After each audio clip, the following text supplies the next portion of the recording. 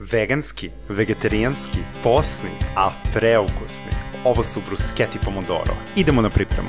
Trebaće nam 2 paradajza. Iseckamo na sitno. Zatim 3 čena belog luka.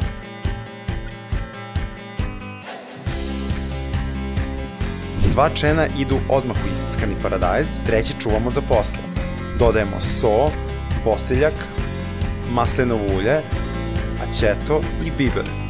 Promešamo i ostavimo 15 minuta u frižideru. Prelazimo na hleb.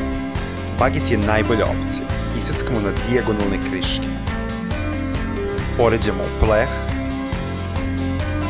Dodamo beli luk u maslinovo ulje i premažemo hleb. I pečemo ih 5 minuta na 200 stepeni. I gotovi su. Ostavimo 3 minuta da se prohlade. Ostaje samo da ih nafilujemo i da ih probamo. Predobri su. Prijatno. Uživajte.